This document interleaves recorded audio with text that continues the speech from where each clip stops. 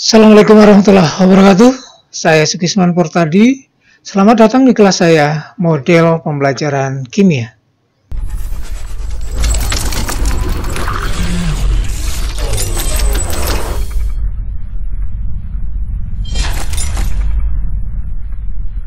Bab yang keempat membahas tentang model-model pembelajaran. Yang kita bicarakan yang pertama adalah definisi, kemudian nanti karakteristik dari model pembelajaran itu sendiri, kemudian komponen-komponennya, dan keluarga model-model pembelajaran. Apa sih yang dimaksud dengan model pembelajaran? Model pembelajaran adalah sekumpulan komponen yang saling terkait, yang disusun secara berurutan, yang memberikan pedoman untuk mewujudkan tujuan pembelajaran tertentu.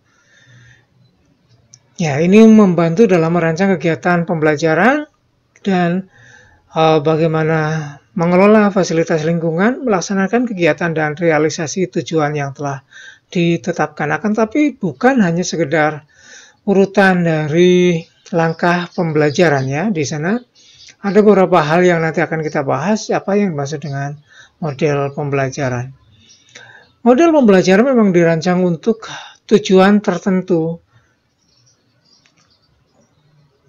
dari suatu proses pembelajaran. Jadi sebuah model pembelajaran hanya dirancang untuk tujuan-tujuan tertentu. Kalau tujuannya berbeda, barangkali model pembelajarannya bukan yang diambil. Oleh karena itu, hal yang perlu diperhatikan saat kita ingin menentukan model pembelajaran, yang pertama yang perlu kita perhatikan adalah sebenarnya model pembelajaran itu ditujukan untuk apa. Jadi kita harus menyesuaikan antara tujuan pembelajaran kita dengan tujuan pembelajaran yang sudah dikembangkan oleh model pembelajaran tersebut. Nah, di dalamnya ada cara berpikirnya, studi nilai-nilai sosial, dan sebagainya, dengan meminta siswa untuk terlibat dalam tugas-tugas kognitif dan sosial tertentu.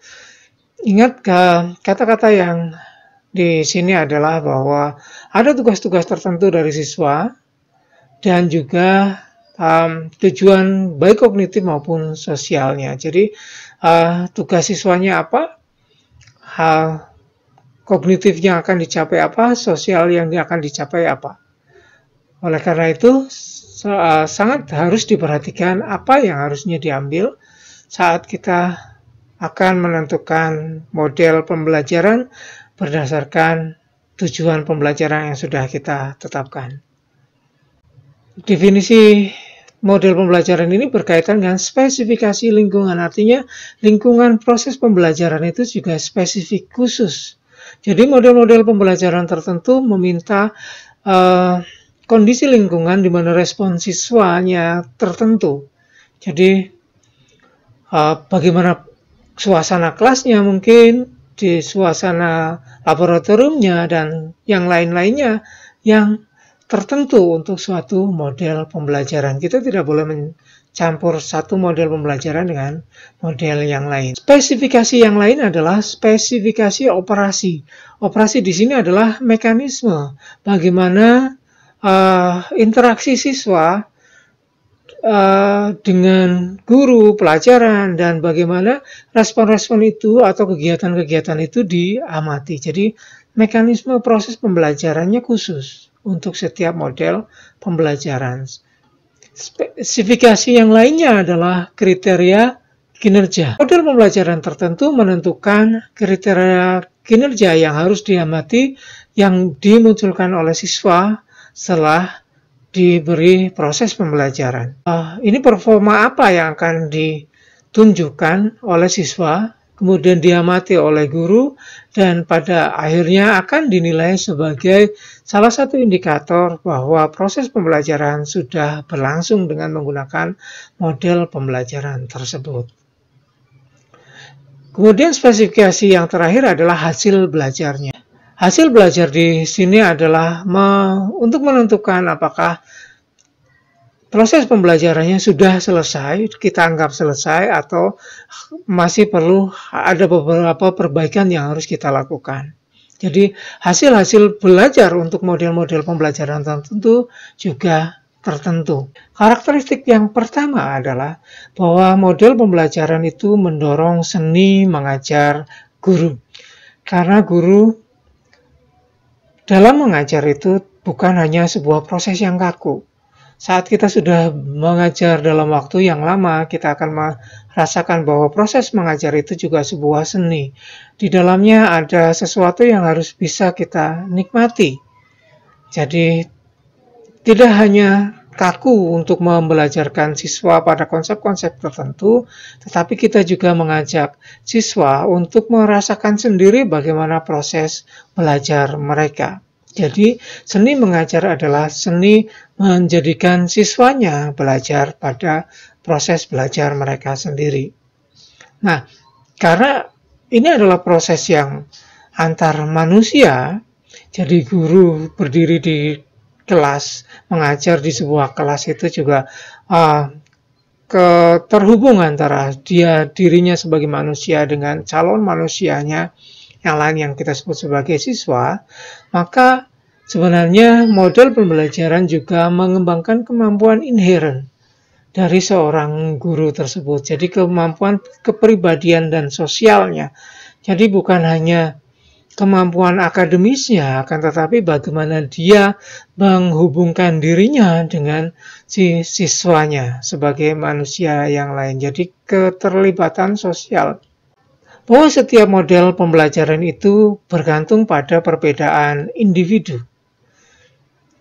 Jadi walaupun model pembelajaran itu ada banyak, walaupun model pembelajaran itu dikembangkan dengan tujuan-tujuan tertentu, akan tapi pada satu tujuan mungkin akan dikembangkan banyak model pembelajaran yang akan bisa dipilih oleh seorang guru sesuai dengan kepribadiannya. Tentu saja bukan hanya kepribadian guru ya sebenarnya, akan tetapi juga kepribadian dari siswanya. Jadi bagaimana tugas psikologis siswanya juga diperhatikan di sini. Model juga dipengaruhi oleh filsafat. Jadi saat menentukan model-model pembelajaran yang diinginkan, guru-guru kadang-kadang tidak hanya memilih model yang sesuai dengan tujuan pembelajaran. Sekali lagi, dalam satu tujuan pembelajaran, kadang-kadang dikembangkan banyak model pembelajaran. Oleh karena itu, dari banyak model pembelajaran itu, kadang sangat dipengaruhi oleh dasar-dasar yang sudah dipelajari oleh seorang guru di dalam proses pembelajarannya. Oleh karena itu, sangat dipengaruhi oleh filsafatnya atau keyakinannya tentang proses belajar. Setiap model pembelajaran itu akan menjawab pertanyaan yang paling mendasar tentang apa sih yang dimaksud dengan belajar. Gitu. Jadi, model-model pembelajaran akan dikembangkan tergantung pada filsafat tadi, kemudian filsafat itu akan dipengaruhi oleh pandangan setiap orang tentang apa sih yang dimaksud dengan belajar. Karena dipengaruhi oleh apa sih yang dimaksud dengan belajar, maka proses pembelajaran itu juga akan dilakukan sebagai upaya untuk memberikan pengalaman belajar yang sesuai untuk siswanya. Oleh karena itu, model pembelajaran sangat dipengaruhi oleh bagaimana seorang guru memberikan pengalaman belajarnya. Model pembelajaran sangat dipengaruhi oleh prinsip mengajar atau maxim of teaching. Ini sebenarnya hampir sama dengan filsafat tadi, maxim of teaching tadi. Jadi prinsip-prinsip dasar dari belajar dan mengajar. Karena model pembelajaran tadi dipengaruhi oleh pemilihan kita tentang apa sih yang kita inginkan tentang belajar, maka prinsip-prinsip mengajar juga mendasarkan pada prinsip mengajar. Dan yang terakhir adalah karakteristik yang terakhir adalah bahwa model pembelajaran itu dikembangkan dari latihan dan konsentrasi yang terus-menerus. Sebuah model pembelajaran mungkin sudah ditetapkan atau sudah diteorikan. sudah banyak diteorikan di buku-buku, di referensi, akan tapi bagaimana pelaksanaannya akan sangat tergantung dari latihan dan konsentrasi seorang guru di dalam membawakannya di dalam proses pembelajaran. Nah, setelah kita tahu definisi dan karakteristik dari model pembelajaran, kita melangkah ke komponen model pembelajaran. Mengapa kita melihat komponen model pembelajaran ini sebagai clue bagi Anda saat Anda nanti mengembangkan atau akan bereksperimen dengan strategi pembelajaran? Saat Anda menetapkan bahwa strategi pembelajaran yang Anda terapkan itu apakah sebuah model atau bukan, maka Anda harus bertanya tentang komponen-komponen berikut ini. Di dalam definisi mungkin tidak terlalu spesifik tentang model, mungkin bisa Anda masih dibingungkan dengan yang lainnya, tetapi saat Anda bicara tentang komponen dari model pembelajaran, maka itu sudah pasti Anda bisa berdiri dengan tegak bahwa ini memang model pembelajaran. Jadi sekali lagi, saat Anda ingin bertanya atau ditanya tentang apakah yang Anda terapkan adalah model pembelajaran atau bukan, maka Anda bertanya apakah di dalamnya ada komponen pembelajaran, komponen berikut atau tidak. Yang pertama adalah fokus. Jadi setiap model pembelajaran itu punya fokus tertentu. Kemudian berikutnya adalah setiap model pembelajaran itu punya sintaksis atau urutan. Ini semacam langkah-langkah urutan dari proses pembelajarannya, kemudian prinsip reaksi, bagaimana guru akan bereaksi, kemudian sistem sosialnya, sistem sosial yang ada di dalam kelas, kemudian sistem pendukung, dan yang terakhir adalah aplikasinya. Jadi bagaimana model pembelajaran itu diaplikasikan. Jadi sekali lagi, sebuah istilah di dalam strategi pembelajaran itu kadang-kadang bisa menjadi pendekatan, model, metode, atau mungkin ke teknik. Tetapi untuk menjadikannya dia sebuah model pembelajaran, dia harus punya 6 komponen ini. Saya ulangi, harus ada fokus, harus ada sintaksis, kemudian prinsip reaksi, sistem sosial, sistem pendukung, dan aplikasinya. Dan setiap model pembelajaran memiliki komponen-komponen yang punya ciri khas tertentu untuk model tersebut. Kita akan membicarakan satu persatu komponen model pembelajaran. Yang pertama adalah fokus. Fokus model pembelajaran. Sebuah model pembelajaran akan terfokus pada tujuan pembelajaran dan aspek lingkungan dari proses pembelajaran tersebut. Jadi setiap model pembelajaran akan berbeda pada hal dari tujuan pembelajaran yang sedang menjadi fokus dari model pembelajaran tersebut. Oleh karena itu, dalam pemilihan model pembelajaran Anda tidak boleh lepas dari mencocokkan antara tujuan pembelajaran yang sedang ingin Anda kembangkan dengan tujuan pembelajaran dari model tersebut. Jadi model pembelajaran tidak boleh diambil berdasarkan keinginan kita. Yang pertama harus diingat adalah apakah tujuan pembelajarannya sesuai atau tidak. Jadi setiap model pembelajaran akan dikembangkan berdasarkan bagaimana tujuannya akan dicapai. Yang berikutnya adalah sintaksis.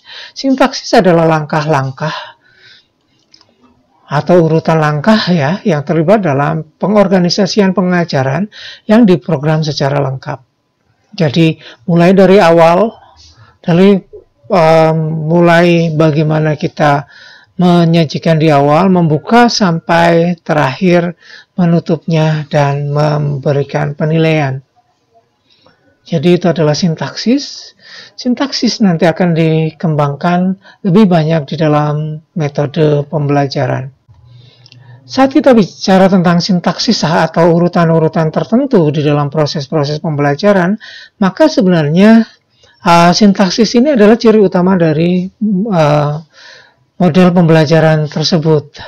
Jadi kalau kita bicara suatu urutan tertentu dari model langkah-langkah pembelajaran, maka sebenarnya kita sudah bicara tentang satu model.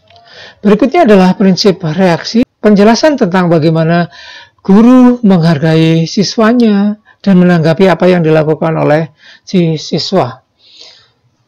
Jadi ini berkaitan dengan bagaimana cara pandang guru tentang kegiatan-kegiatan yang dilakukan oleh siswanya, bagaimana guru kemudian bereaksi dengan apa yang dilakukan oleh siswanya.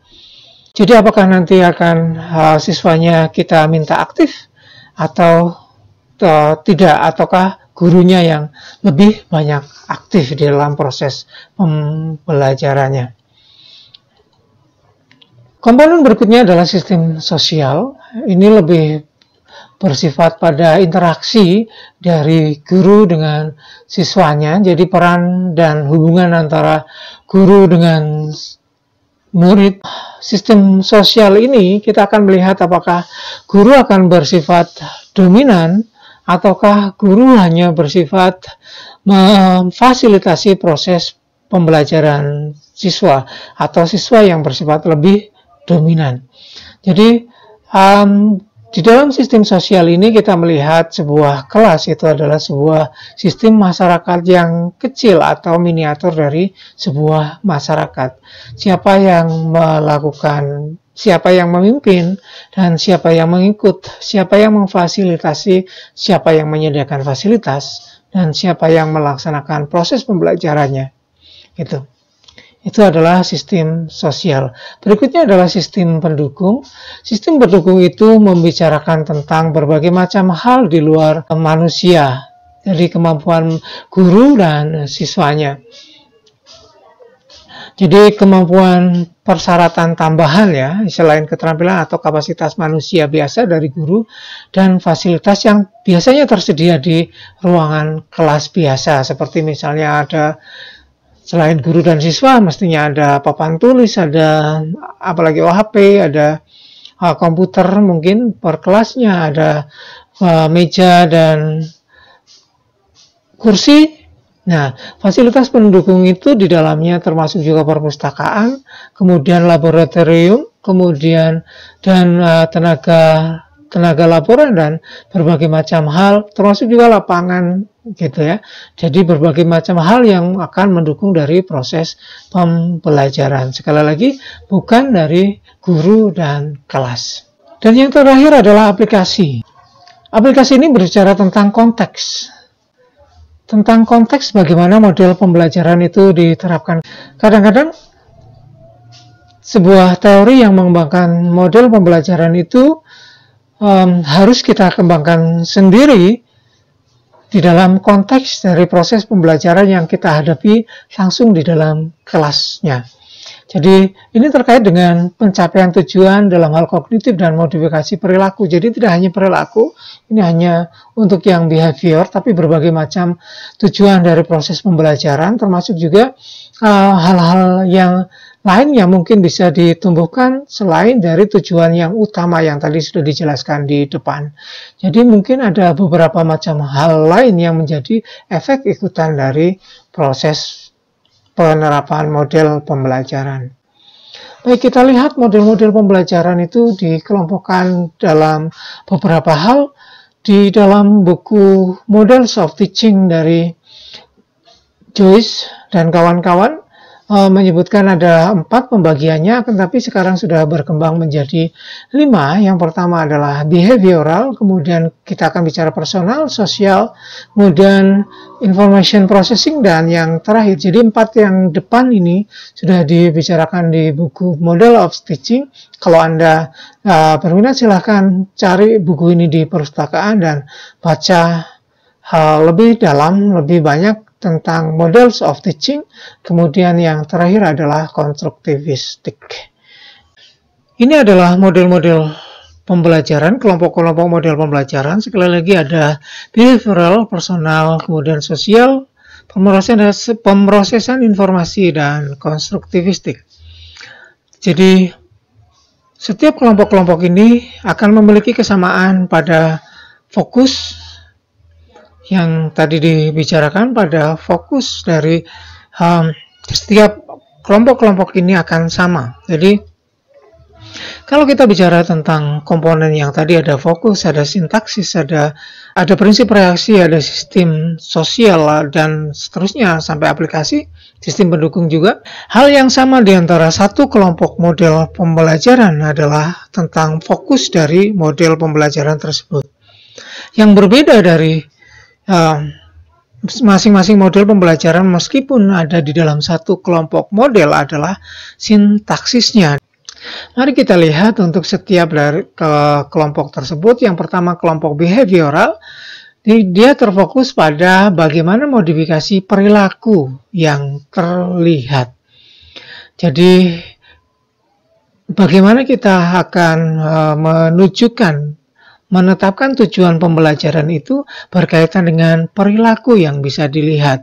Jadi kalau segala sesuatu atau segala tujuan pembelajarannya itu selalu diukur dengan perilaku, biasanya dengan menggunakan kata-kata kerja operasional karena bisa dilihat perilaku yang nampak, maka kita mengambilnya adalah model-model pembelajaran yang behavioral.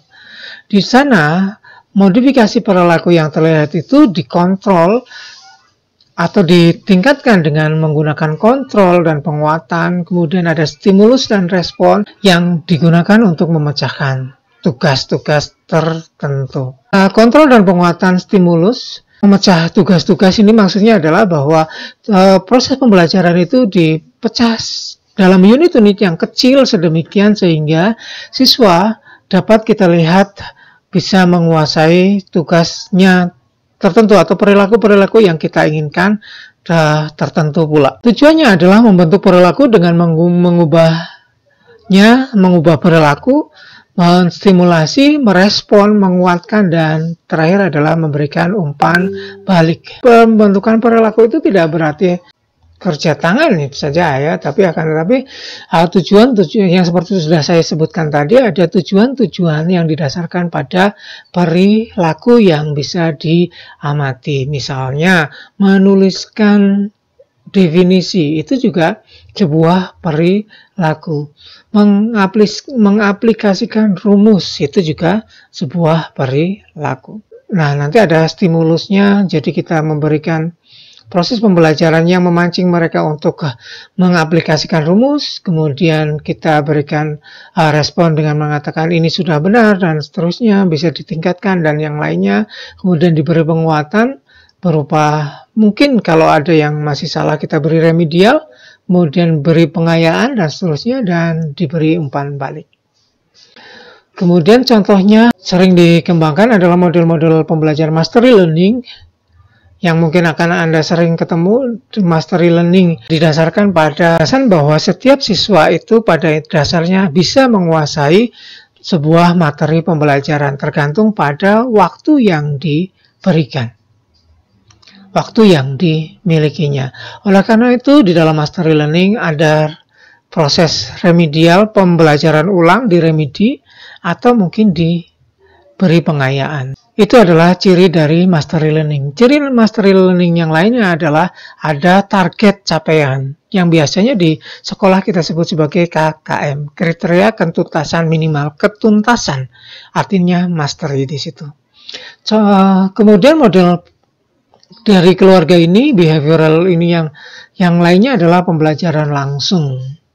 Jadi pembelajaran direct instruction semacam ini yang kita lakukan sebenarnya adalah direct instruction. Saya memberikan materi pada Anda meresponnya nanti di dalam post-test. Itu adalah proses direct instruction atau pembelajaran langsung. Berikutnya adalah model-model pembelajaran dalam keluarga yang personal, karena personal ini lebih menekankan pengembangan individu menjadi kepribadian yang lebih baik lagi, jadi dilihat dari setiap individunya.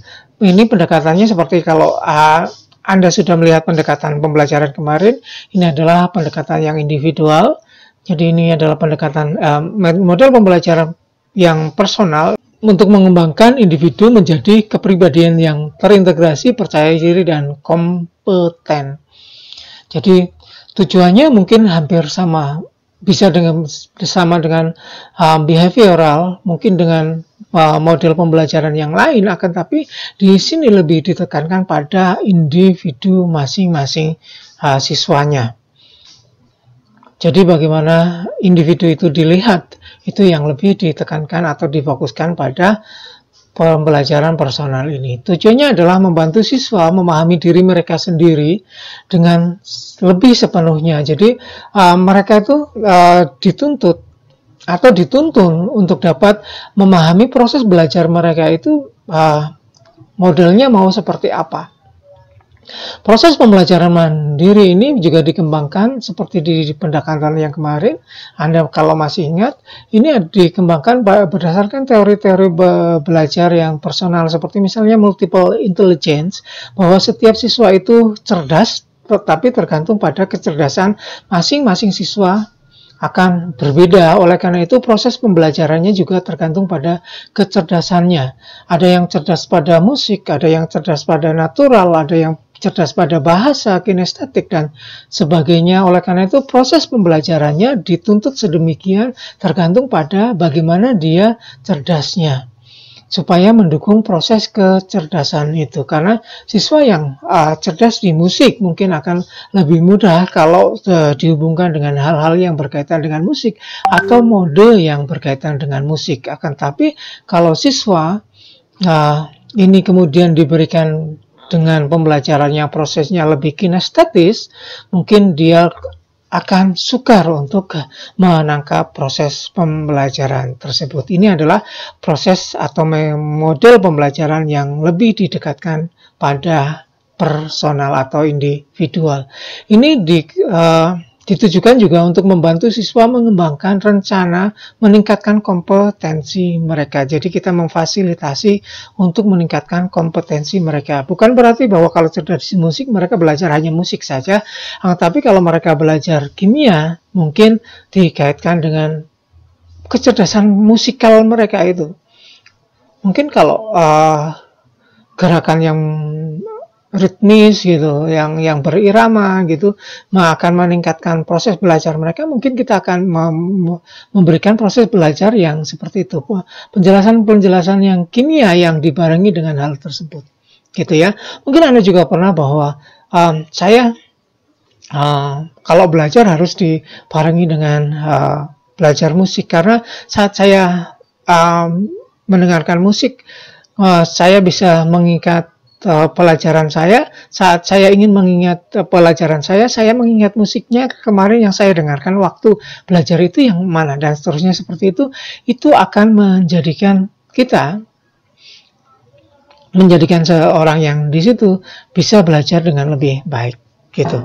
Itu model pembelajaran yang personal. Jadi contoh model pembelajaran yang personal adalah pengajaran non-direct. Jadi tidak secara langsung, tergantung pada siswanya masing-masing. Kemudian juga ada model pertemuan kelas, di mana di dalam pertemuan kelas ini juga masih ditonjolkan pada bagian-bagian yang individual. Berikutnya adalah sosial. Fokusnya adalah bagaimana interaksi sosialnya atau hubungan individu dengan masyarakat atau orang lain. Jadi lebih ditekankan bagaimana setiap individu itu punya tugas, dia berkomunikasi dengan orang lain, berinteraksi dengan orang lain. Jadi walaupun misalnya dia tidak punya kecerdasan antar personal, tetapi dia punya tugas bahwa di dalam hidup di dalam masyarakat dia harus berinteraksi dengan orang lain. Oleh karena itu tugas guru adalah bagaimana menerapkan proses pembelajaran itu bisa mendukung siswanya bisa berinteraksi dengan orang lain. Selain itu, interaksi ini sebenarnya digunakan untuk membentuk struktur kognitif mereka atau membentuk pemahaman akan proses pembelajaran mereka sendiri. Karena di dalam penguasaan suatu konsep atau pemahaman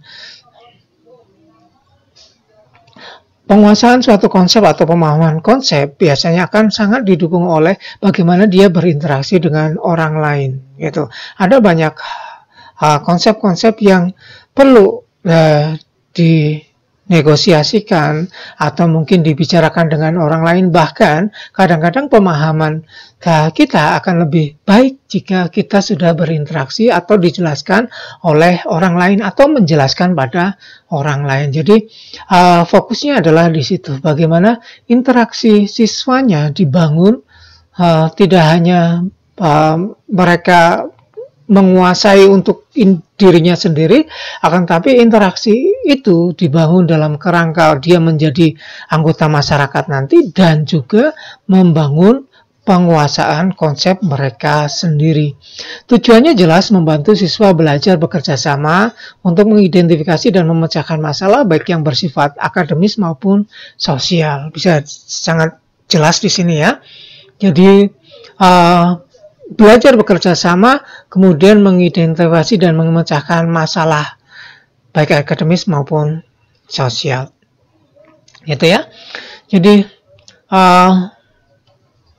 ini adalah contoh dari yang bersifat sosial, yaitu pembelajaran kolaboratif dari David Johnson dan Roger Johnson atau Johnson & Johnson. Kita mengenalnya itu Johnson & Johnson, tapi bukan produk yang di iklan itu. Kemudian pembelajaran kooperatif dari Robert Slavin. Kemudian model investigasi kelompok dari Thaler and Dewey. Gitu. Nah, untuk model-model pembelajaran ini, nanti Anda akan belajar bedanya antara kolaboratif dengan kooperatif. Dan juga belajar yang hanya berkelompok biasa. Di dalam belajar yang hanya berkelompok biasa, ketika tidak ditekankan pada bagaimana mereka berinteraksi, kemudian memecahkan masalah sosial dan akademik yang bersama berdasarkan kemampuan-kemampuannya, itu maka dia tidak masuk dalam model pembelajaran yang sosial walaupun berkelompok. Nah, model pembelajaran yang berkelompok ini dibagi menjadi kolaboratif dan kooperatif, serta ini contoh yang lainnya adalah investigasi kelompok. Ini untuk memecahkan akademik. Sebenarnya ini adalah salah satu contoh dari kooperatif, tapi karena di dalamnya bisa kolaboratif, maka ini kita lepas sendiri ya. Kita lepas sendiri menjadi model tersendiri. Tapi pada intinya, pada hal yang paling besarnya atau arus yang besarnya adalah kolaboratif dan kooperatif, tergantung pada bagaimana tujuan itu dicapai. Di dalam kolaboratif itu, siswa bekerja sama dari awal sampai akhir dan membangun tujuan bersama-sama. Sama juga sebenarnya di dalam kooperatif, akan tetapi di dalam kooperatif itu lebih menekankan pada pembagian tugas masing-masing, di mana setiap individu itu punya tugas tersendiri yang pada akhirnya kalau dikumpulkan menjadi tujuan bersama. Itu bedanya antara kolaboratif dan kooperatif. Berikutnya adalah pemrosesan informasi. Ini adalah model yang mayor di dalam proses pembelajaran yang sekarang berkembang, karena mungkin karena lebih banyak psikolog, lebih banyak filsafat, lebih banyak guru yang lebih percaya pada bahwa proses pembelajaran adalah memproses informasi. Orang mulai menggeser dari behavioral ke arah kognitif, yaitu membangun kapasitas intelektual dari siswa. Kapasitas intelektual ini yang lebih banyak difokuskan oleh para guru kita, para pendidik kita, dan proses pembelajaran di lembaga kita, bahwa oleh karena itu orang lebih melihat IQ, kecerdasan, dan sebagainya ya. Nah, ini adalah kemampuan peserta didik untuk mengamati, mengorganisasi data, kemudian memahami informasi, membentuk konsep, menggunakannya, dan memecahkan masalah. Jadi,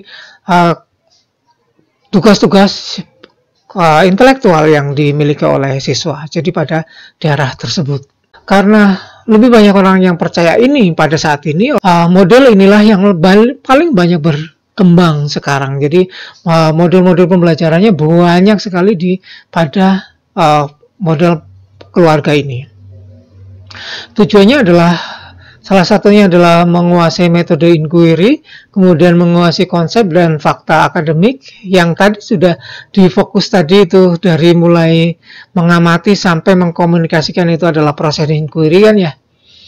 Nah, oleh karena itu tujuannya adalah menguasai metode inquiry, penguasaan konsep dan fakta akademik tentu saja, dan pengembangan keterampilan intelektual umum seperti menalar, berpikir logis, berargumentasi, kritis, dan sebagainya berkaitan tentang keterampilan berpikir di sini. Dan contohnya adalah berpikir induktif, pencapaian konsep atau konsep attainment model, kemudian inquiry ilmiah. Sekali lagi, kalau Anda melihat bahwa model itu fokusnya pada kapasitas intelektual, ini dipastikan dia masuk pada keluarga model pemrosesan informasi. Yang terakhir adalah konstruktivistik. Ini difokuskan pada landasan bahwa proses belajar itu adalah proses yang personal, walaupun tidak personal yang seperti tadi, tetapi yang dimaksudkan di sini adalah bahwa terjadi pada diri setiap siswa yang tergantung pada pengetahuan sebelumnya. Jadi di dalam setiap otak siswa itu punya pengetahuan sebelumnya yang dijadikan sebagai dasar untuk dia mengetahui pengetahuan berikutnya, tetapi proses ini juga didukung oleh interaksi sosial. Jadi ada interaksi sosial yang ada di dalam model pembelajaran konstruktivistik. Anda bisa melihat bahwa ini adalah semacam gabungan ya antara personal tadi dengan sosial gitu. Jadi ada personal dan sosial, tetapi juga ada processing information tadi ya, pemrosesan informasi.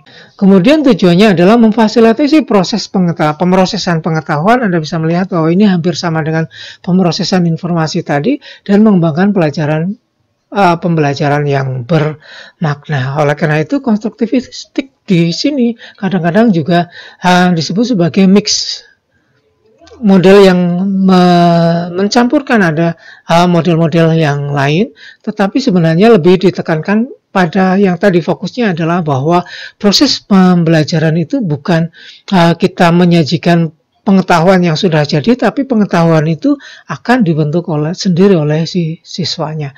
Contohnya adalah model-model siklus belajar, ada 3E, 5E, 7E, dan seterusnya.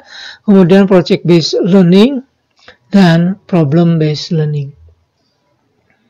Demikian yang saya bisa sampaikan untuk diskusi kita model-model pembelajaran. Untuk model-model pembelajaran yang lebih detail, Anda bisa melihat pada modul yang bisa Anda unduh di Skoologi. Jika masih ada pertanyaan, silakan Anda tuliskan pada komentar pada video ini atau pada diskusi materi di Skoologi. Terima kasih. Assalamualaikum warahmatullahi wabarakatuh.